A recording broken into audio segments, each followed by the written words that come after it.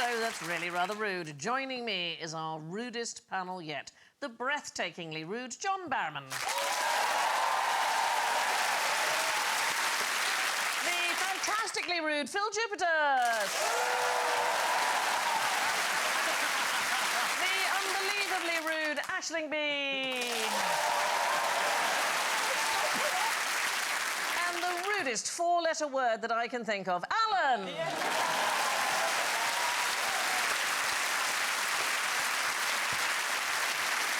If you really must interrupt, then you can use your buzzers. John goes. Oi, you!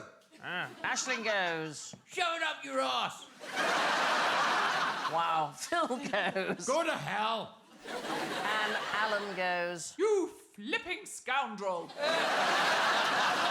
Do you remember that, when those were the worst words you could think of? You cad. You rapscallion. What the flip? My What the 4-year-old says, what the flip? What What, the the flip? Yeah. Or fish. My mother says, oh, fish. Yeah. When you're in a boat. Yeah, yeah. It's a Scandinavian way of getting excited. Open any cupboard in the house. Yeah. Oh, fish! Or if nobody's showered. Our first question is R for risky. Name something that is so rude you can't say it on a BBC comedy show. Hell! Yes. Zach!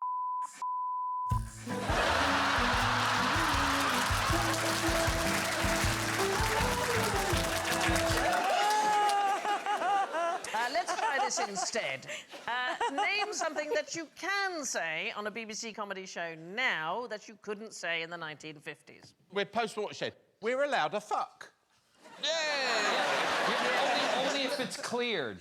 You have to write to whatever the gods of words of television are. You have to write and get permission. Yeah. Yeah?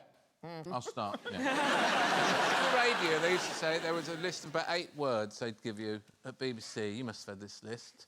Yeah. When I started doing the radio back in the 90s. But the only thing we got in trouble for, really, was blasphemy. Well, in the late 1940s, they issued something called the BBC Variety Programmes Policy Guide for Writers and Producers. It became known as the Green Book, and it was what was acceptable for broadcasting. There was an absolute ban on jokes regarding, and I'm quoting here, lavatories, effeminacy in men, immorality of any kind, and any suggestive references to honeymoon couples, chambermaids, and fig leaves. That should cover it. No. The vulgar use of the word basket must be avoided. Oh, hello, missus. Can I see your basket, please? What, you got some melons in your basket? Now you do it like that. Suggestive references to ladies' underwear, so things like winter drawers on, you couldn't say that. And it conceded that references to Noah was sometimes permissible, but it added, since there is seldom anything to be gained by them, and since they can engender much resentment, they are best avoided altogether. You couldn't make jokes about solicitors, miners, or the working class. And in particular, you could not make any joke about a specific Irish family called the McGillicuddies of the Reeks. I wonder who they are. They're an ancient family, but apparently several jokes have been made about them, and they took offence. And even now, we should not be amused by the McGillicuddies of the Reeks.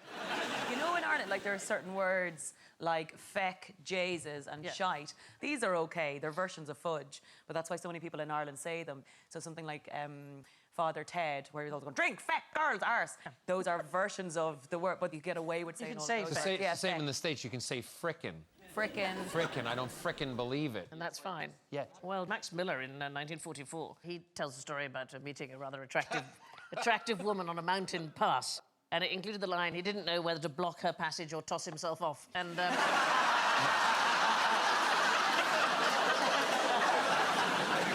he got banned for 5 years. 5 years. Wow. From the BBC for that particular Oh, it was worth it, though. I know. The very first song, in fact, banned by the BBC was George Formby's My Little Ukulele in My Hand. It was 1933. He was apparently a regular offender. The BBC described him as our old friend. I remember when we were BBC trained and for presenting and everything, and we were always told, you can say it on air as long as it is in a medical book. Oh, I'm absolutely riddled with chlamydia.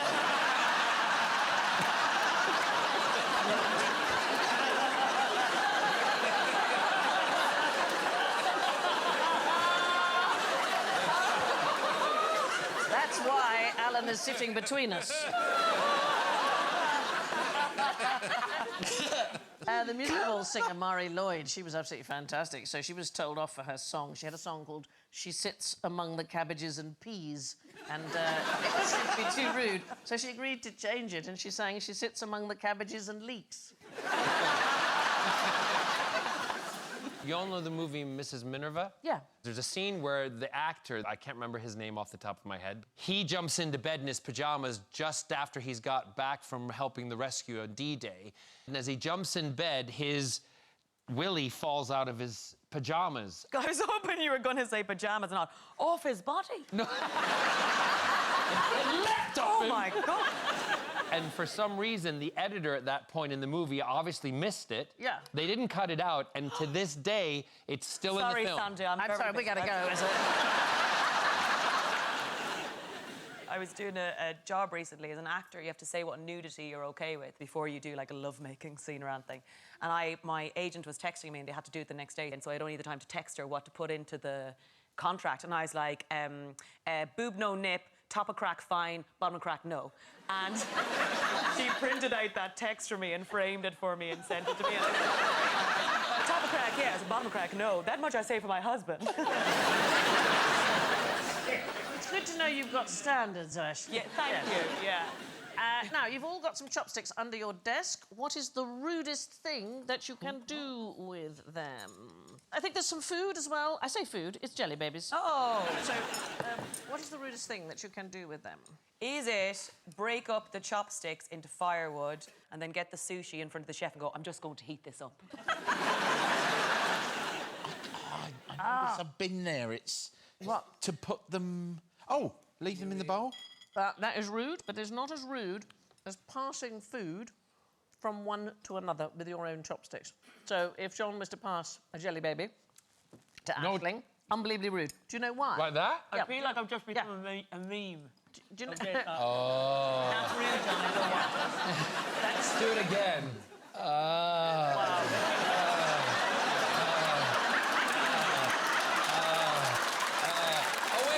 wait. What? Don't show bottom crack. Go.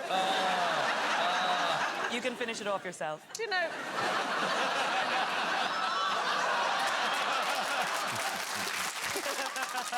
I wasn't very clear. It's passing with your chopstick to the next chopstick. Well- It was not necessarily in her mouth. Oh. Yeah. Why do you think that might be? Is it that you'd be mixing flavours of the foods? No, so it reminds everybody of Buddhist funerals. So in a Buddhist... Yeah, In a that's Buddhist... what I was going to say. Let's stand them up like terracotta soldiers. Oh, okay, let's do that. I'm trying to talk to you about Buddhist funerals. Yeah, And you're Carry just on. playing with jelly babies. So you used...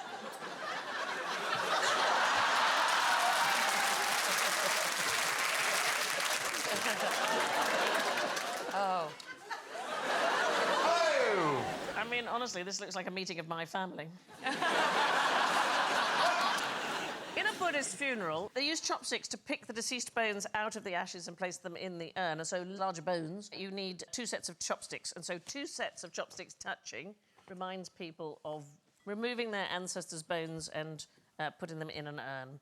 Sticking chopsticks vertically up in food, very rude in both China and in Japan. Anybody know why? It looks like an up yours symbol. Again, it's funerals. It reminds people of joss sticks, which are used at funerals. What's the thing then when you get it and you place it? You know the little table they give you for your chopsticks. Where did that come from? Well, that's all because you don't want to put them on the bowl, for example. There are all sorts of words. So in Japan, the word for chopsticks is hashi. And then when it's part of a compound word, it's called bashi. And all of these things are really bad manners. So watashi bashi, placing your chopsticks across the bowl like that. That's why you have the little rest. I'm so you quite don't in the do that. mood for a watashi bashi. Bashi, yeah. Naburi bashi is sucking on your chopsticks. Saguri bashi is rummaging, food rummaging. And then sashi bashi is skewering your food. All of these things in Japan are terribly bad manners. You know at Christmas when someone offers you a box of roses and you're like, I love the orange ones. Yeah, that's saguri bashi. That's rude. Does anybody know what the world record is for catching shuttlecocks with a pair of chopsticks? Oh, I'm in. Yeah. Look, OK, I have got a racket and a shuttlecock. We're going to give this a go. OK, who wants to go first? John, do you want to go first? Sure. You're going up. Yeah, Ash, Aisling, you want to go? Yeah. Ready? Okay. Okay. Go. Phil, you ready? Alan? Maybe it's not catching it. You have to stab it a little bit. I don't know what's the easiest thing. If I send it high. Well, why Go don't... high, go high. So this is a thing. Do you know what the world record is? 4,000. Exterminate jelly babies. Darling, don't say that. What a lovely party you've got. Exterminate. Oh, no, it's come back as a woman.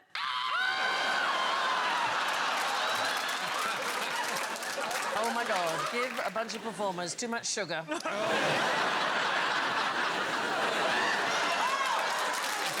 didn't hit it. But you didn't say that you had to hit No, it to it's me. the world record for catching a shuttlecock, but I've got to send it to. Okay, try now. Try now. Are you ready? Now you've got the hang of it. I will. I'm going to stand up, so give it... I'll do a gentler Oh, one. oh! Here, for that, Quickly, do it now, because I can do it really prim. You ready?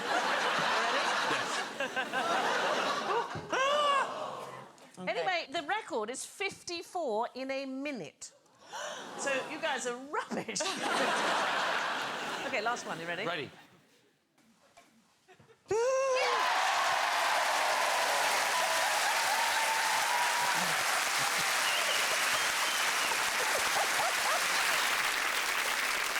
I'm out of breath. That's the most sport I've done in years.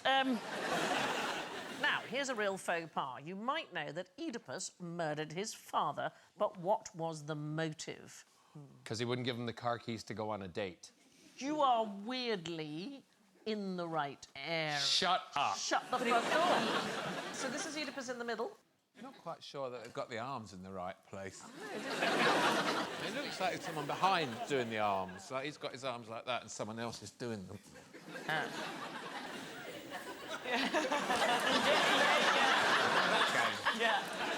Oedipus is talking to Tiresias, who's a soothsayer, and he wants to know who has killed his father, and he's going to discover it was him.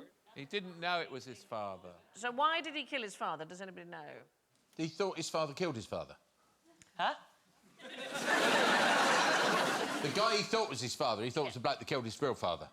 That's like EastEnders kind of plot. Since you're saying I was close about the car, was it because his dad wouldn't allow him to do something... It is to do with driving. The chariot. It is to do with a chariot. You may recall that Oedipus was told by an oracle that he would marry his mother and he would kill his I do not recall that. OK. He wasn't told he was adopted, so he didn't know who his actual father was. And one day he got into an argument with his birth father, who was the king, Laius, over who had the right of way, and so Oedipus killed him, but he killed him not knowing that it was his father. So this is chariot rage. This is before modern road rage, and even before that there was carriage rage. I mean, we think it's like a new thing. What time are you humming, darling? That's the running. Chariots of Fire, yeah. Best nickname in the history of sport. What's that? Chariots. For the rugby league player Martin O'Fire. It's also the name of a very popular gay sauna in central London. I've driven past them. I drive, yeah, all the time drive past them. Just drive past.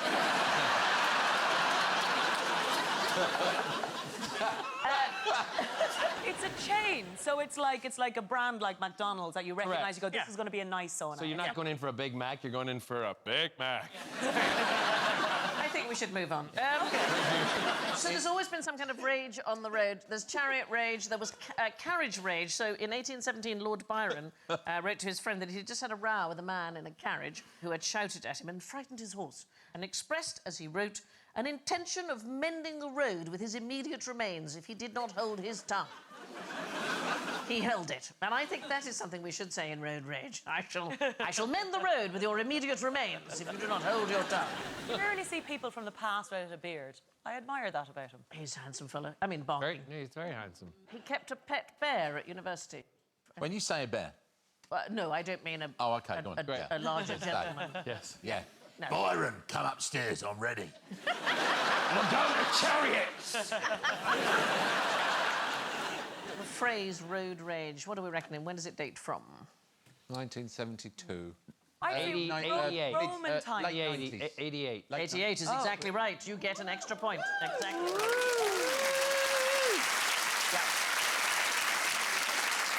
First appeared in a Florida newspaper in 1988, probably a play on what was called steroid rage, roid rage. Yes. Road rage. They did a study of 2,400 drivers in the United States. They found that motorists who carry guns more likely to indulge in road rage.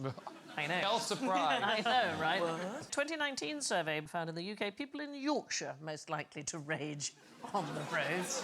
But people in Yorkshire, to be fair, would just be annoyed that there's a road, wouldn't there? There used to be all fields when I were a lad. Look at this now. Yeah. Bloody roads. Bloody roads everywhere. That's very good, Danny. All going to south. Can I... They drink shandy. The bastards. Look at the state of you in your trousers. Look at you. The only reason I moved to Scotland is so I can call people from Yorkshire Southerners. Now, who thinks it's attractive to stand in front of a female and shout in her face? The entire Republican Party. So true.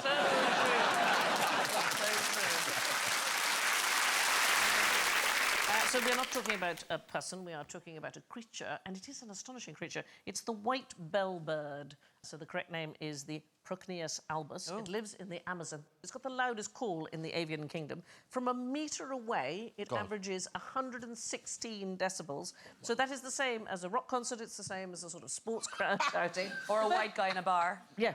The bird is about this big, OK? That is its wattle. Can you see this thing that's hanging down? It's just a single loud note. I mean, it's just like a foghorn, OK? Have a listen to this.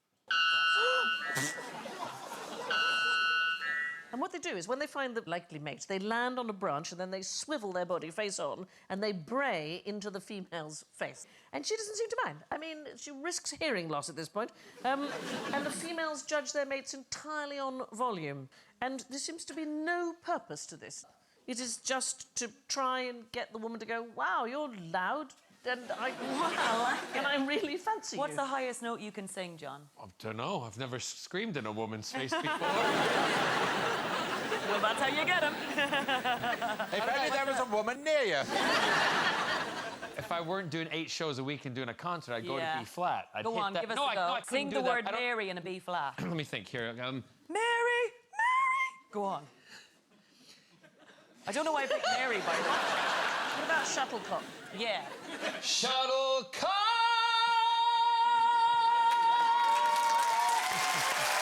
Yes, John! How do your ovaries feel now? Oh, my God. Children at home watching this, trying to pick up dating techniques.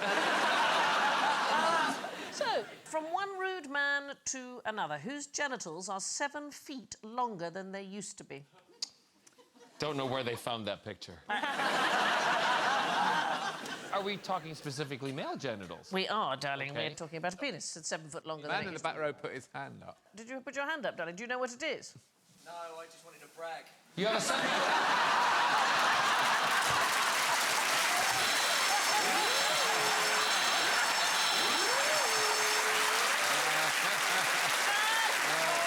Put your phone number on there. You do not have a 7-foot-long billy. That's amazing. No wonder we had to sit you at the back. Is that your girlfriend you've sat beside? His girlfriend's 6 rows in front. It's not how big it is, it's what you do with it. am I right? Exactly. Yeah. It's not what you do with it. It's that you do it in Yorkshire. It's that you do it in bloody Yorkshire. I use it to dib my vegetables.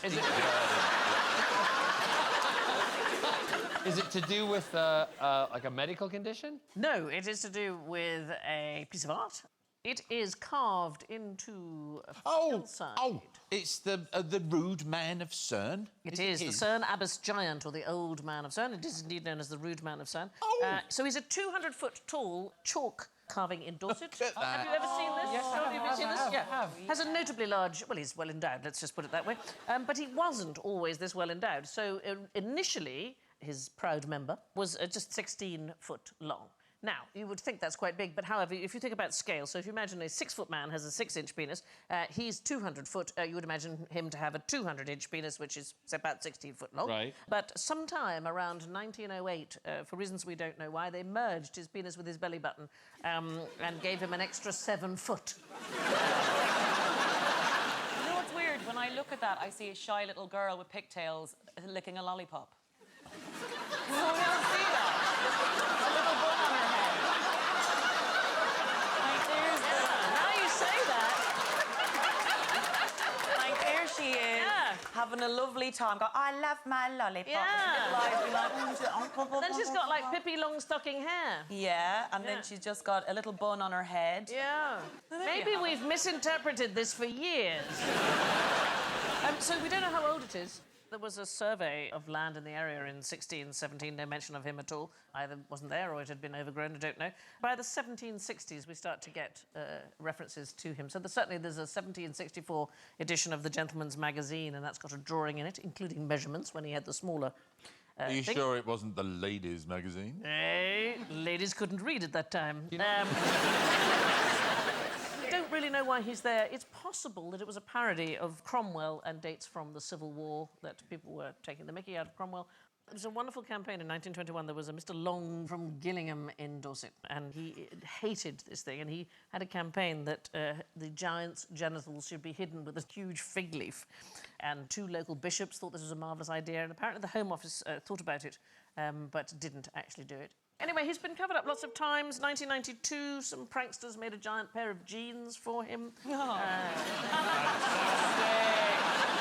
Yes. That reminds me of me in high school sitting at a desk and, oh no, it's coming out! What lesson? Maths. Yeah. Wow, that's weird. The teacher was What was his name? not telling you. 2002, he was given a condom by the Family Planning Association. And in 2007, a protester known only as the Purple Phantom painted his entire penis purple. Using what? How do you dye grass? With dye. Now,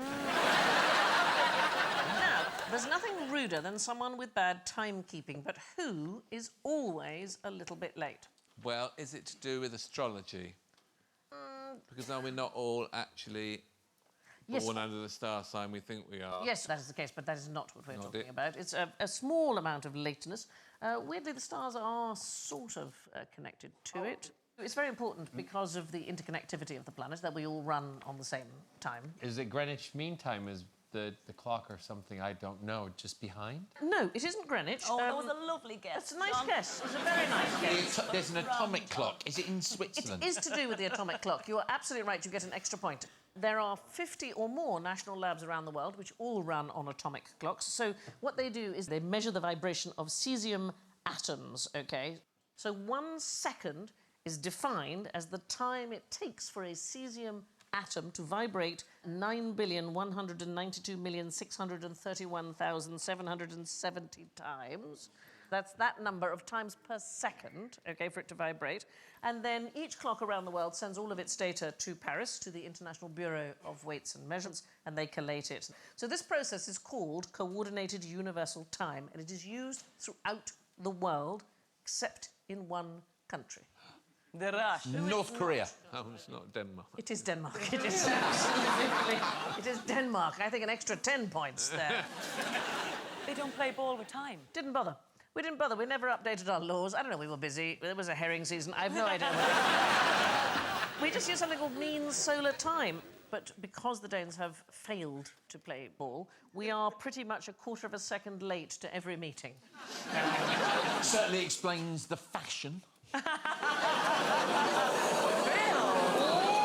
Have you been to Denmark? I have, yeah, loads. I love it. Yeah, you won't be welcome now. You know that, right? It's all right. I just say I know you. Passport? Nah, Sandy sent me. Oh, that is OK. Please come in. You are a quarter of a second early.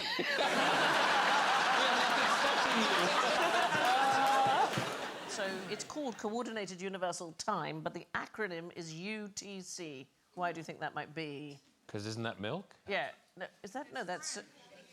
UHT. Thank you. very much. UHC, sorry, yeah, I knew it was Yeah. something. And then there's PMT. Do not buy that milk. So UTC, it's called. So in French, it would be Temps Universel Coordonné, so TUC, and apparently nobody could agree. So UTC was just a compromise. It doesn't actually mean anything. Why do you think we have 60 seconds and 60 minutes? I mean, there was a lot of early attempts to do timekeeping. Why do you think we went for 60 minutes? Is it, I don't know, birds? Birds. Another lovely guess from John, isn't he great? Birds, he says, Sandy. You know when your 3-year-old says something and they're trying to be clever and you want to go, that, yes, no, that's... It is birds, John. Yes, 60 darling. birds. I'm coming off that sugar high right now. Sandy is a bird. I always thought it was just mathematics. Yes, but why? So why 60? Because of all the factors in 60. Yeah, so 60 is a fantastically useful number because it can be divided by 12 other numbers to make fractions easy. And you can go back 4,000 years to the ancient Babylonians, who are probably the ones that came up with the idea of the 60 minutes. They just got it from the birds, though, didn't they? They just got it. Fundamentally, the birds. Can I do Yes. a little bit of Sandy mythology that I'd like to break? Yes, darling. I heard a story that a young Sandy Tosvig was at potentially Cambridge University, and someone was talking about how cavemen or whatever used to use, like, they found old versions of calendars that cavemen would have, like, 30 things marked out in them. And a tiny, tiny Danish hand went up and was like, why in the hell would it be a caveman and not a cave woman? And they were like, what? And, like, why would a man need to know 30 days has passed? That's clearly a woman invented those calendars for obvious reasons. Is that a fact? It is! Favourite Sandy. It's my favourite Sandy fact. Yeah, I love that. It is to do with a particular bone that is thought to be the world's first calendar. And it's actually got 28 markings on it. 28. So I was sitting in a lecture and somebody said, this is man's first attempt at a calendar. But clearly, no man needs to know 28 Days have passed. We fucking do.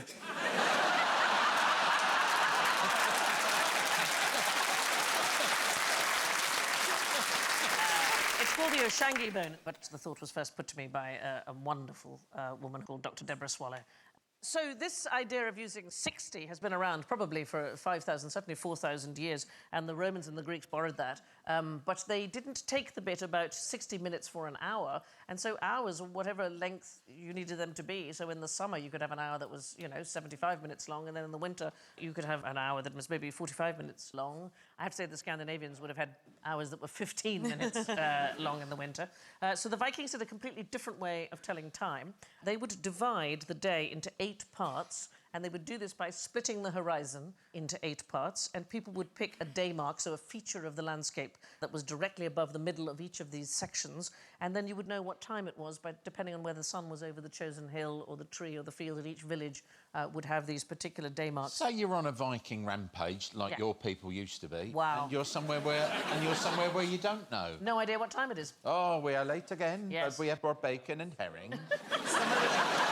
Someone comes back and he's like, guys, I was down there by myself, like a fool, rampaging all on my own. I thought we agreed a time. Sorry, are these rabbits invading?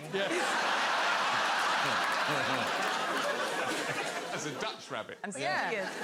It does sound like a euphemism Why? for something. Why should you not have horns on your helmet? Because they didn't have one. They didn't have horns on their helmets. Did they not? No, it was invented by a designer for a Wagnerian opera. Yeah. But these day marks that the Vikings had used to Yeah. get some names. So in Norway, you might get Middagsfjeld, or you might get Middagshorn or Middagsbjerg. So Middagsbjerg is Say it again, say it quieter. I love it when you talk the mother tongue. Go on. Do it more. I love it.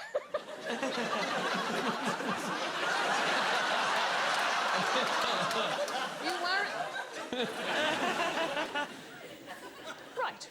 We all know that it's rude to pull faces, but what comes next in this sequence? That actually looks like Take That just before Robbie left. That's very good. Which end are we adding So to? we're adding to the right. What's the next one? Is it vomit? It is vomit. It's known as BARF. It's the Baxter Animated Retching Faces. What it is, it's used for children. So when they've got nausea and they can't explain exactly how bad they feel, then you use this, usually with a computer screen, so the user can kind of scroll up and down and stop at the one that describes how they're feeling. I need to bring that and give it to my friends for nights out. I'm like, I don't know how that. I'm hanging. Like, oh, is she going to go? Darling, now? point. Point. She's about to spew. I'll hold my head, John.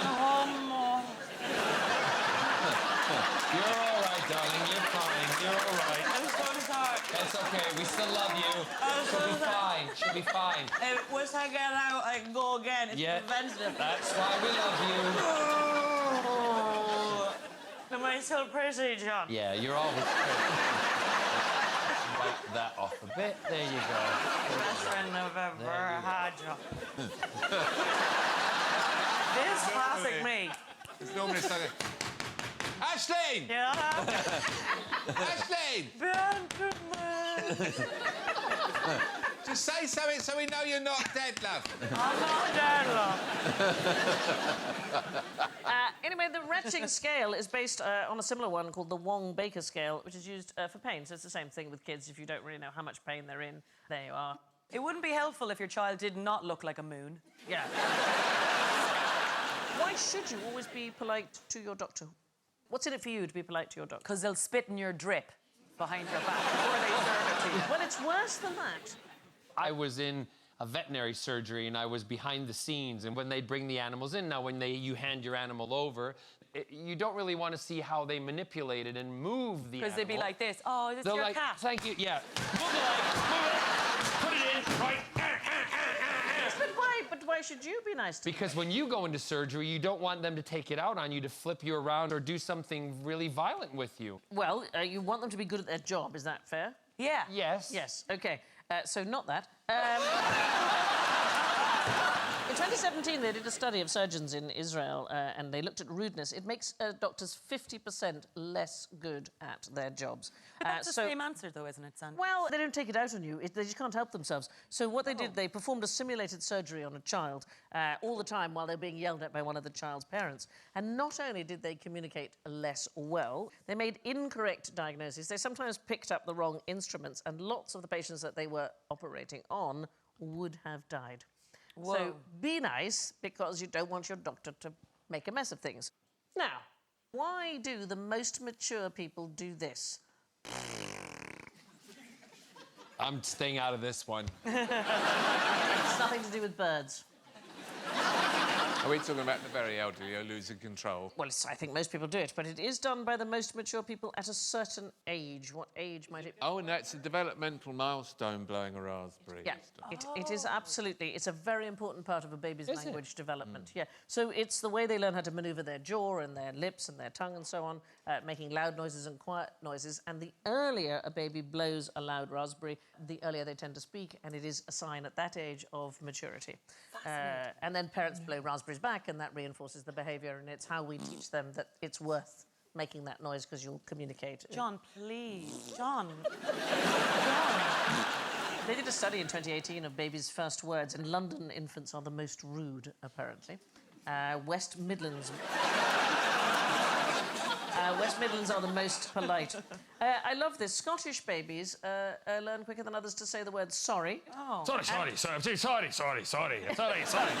The Montessori method of education, when children start to talk back and start to question the rules, they refer to that as the age of rudeness. It's a good sign if a child is spirited and rude. It means Yeah. they're making a bit of space for themselves in the world. The alternative is for them to slip into depression. No, rudeness and talking back is a sign of advanced maturity. It's annoying, but it's still a thing. Household assistants like Siri and Alexa are becoming more common. What is the effect on children? They don't know how to say please and thank you, maybe, because they can demand, and there's no Yeah. for You're manners to get absolutely what you right. want. It is making children more rude. 42% of children 9 to 16 are using them, and you do not have to say please or thank you. So they are making children more rude. Blowing raspberries is a sign of maturity. But only in babies. All of which brings us to the fruity matter of general ignorance. Fingers on buzzers, please. Name a body part that is built only for pleasure. The clitoris. Can I just say that is the biggest clitoris I have ever seen? It's the first one I've ever seen.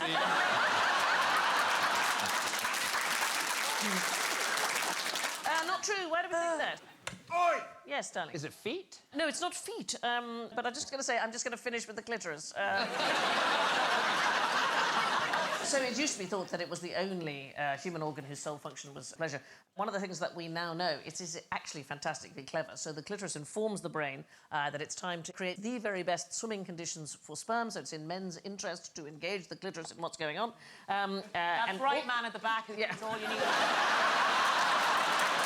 Do you remember, though, when you were younger, that it's a word that's gone out of use? There used to be erogenous zones. Zones, yes. People would say, Yeah. what's your erogenous zone? Yeah.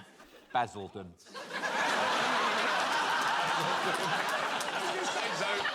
Zone 6. But, yeah, people are obsessed with earlobe. Oh, it's the earlobe. Yes. The earlobe is not an erogenous No, zone. not at all. What a day for that lady to go modelling. Yeah. Neither here nor there. You know when you buy a chicken and it hasn't been plucked properly, you know that? Looks like Desperate Dan's chin. Is it the perineum? No, so we're still on the part that The is appendix? entirely... No, it's a part of the brain that is entirely wired for pleasure, and it is called the nucleus accumbens. It is basically... Oh, I forgot the question was pleasure, and I was Pleasure. like, is it the appendix? Yeah. I was no. going to say, how are you pleasuring your appendix? No, so it's the bit of the brain that when we feel rewarded in some way, we eat food or we take drugs or we have sex or whatever, it fires in dopamine into the body and makes you feel good. So it's the bit of the body that is there just for pleasure. You should just do that a lot, then. Just help yourself. Fat, that's it. Yeah. Oh, I feel great. Yeah, it's... Ow. Remind not to listen to you again. I'm just going to say I don't think that's going to do it. OK.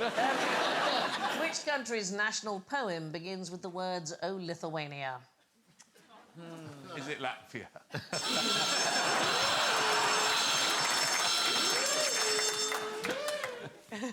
What's the other one? Estonia. Estonia. Is it Lithuania? Lithuania. Can we talk now? Yeah. No, it's Poland.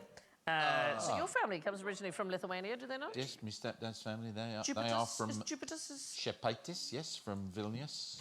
But the answer is, in fact, it's from Poland. It's from their national poem. So there was a poet called Adam Mickiewicz, and the opening verse begins, "O Lithuania, my country, thou art like good health. I never knew till now how precious till I lost thee." So why is it part of the Polish national anthem, do we think? Are they slagging Lithuania? No, so there used to be the Polish-Lithuanian Commonwealth.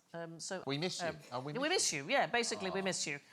Longest national anthem in the world? Anybody? You have a guess? North Korea? It's Greece. Ooh. It's got 158. No, that's a musical. That's misunderstood there. It's not a national anthem, Sandy. No, it's a great musical. Stars a woman called Sandy. So 158 stanzas in the Greek one. They only used 2 because, you know, like, who would do all that? My favourite. Congo's national anthem asks, "And if we have to die, does it really matter?" What could it mean when you smell burnt toast? You're having a stroke. What a pleasing image that is to see those words flashing over Johnson. It means you've overheated your bread. Is it really? Honestly, just that. They say if you smell burnt toast or if you feel like you're starting to droop. Who tells you this? A doctor you've shouted at?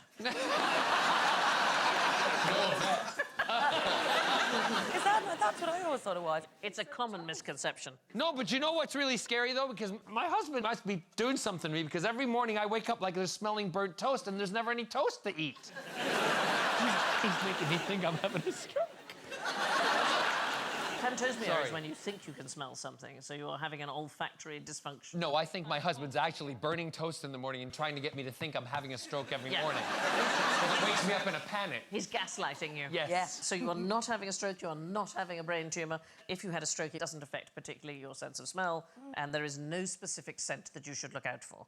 You are unlikely to be having a stroke if you can smell toast. You're more likely to be having breakfast. Yes, exactly. Why shouldn't you flash in an art gallery?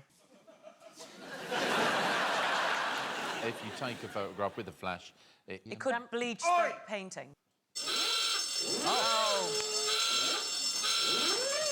I thought it did.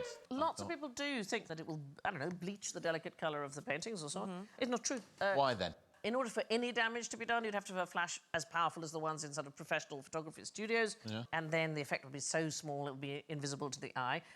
But probably the best argument that, first of all, you'll get a terrible photograph, also it's very annoying for everybody else. Also, does it make the gallery less money if everyone's just taking pictures and go, you don't need to see it, guys, I got a picture? Because, like, you know, the Mona Lisa is very hard to get a picture of because once you're there, so many people in front of it. What I found hilarious about the Mona Lisa when I went to see it, I went to the Louvre, Oh, Phil. and I went to Well, that's see where it is, so that's good. Yeah.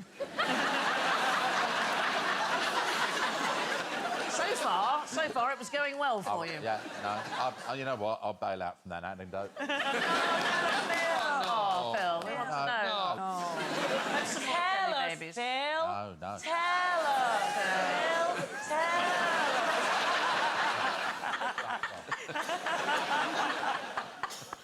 I've actually, because I'm 57, I've genuinely forgotten what I was going to say.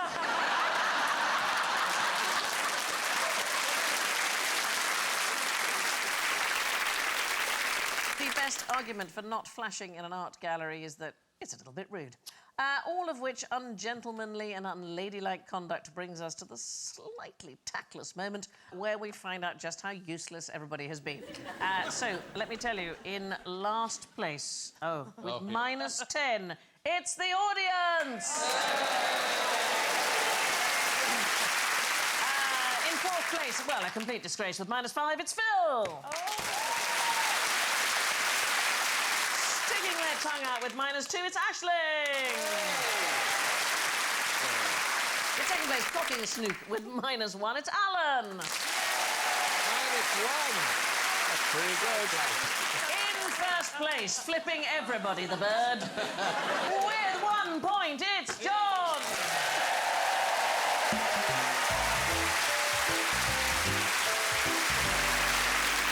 Thank you so much to Aisling, John, Phil and Alan. I leave you with these wise words from the founder of a nation, US President George Washington. The foolish and wicked practice of profane cursing and swearing is a vice so mean and low that every person of sense and character detests and despises it. Wow, what a boring twat he was. Thank you and good night.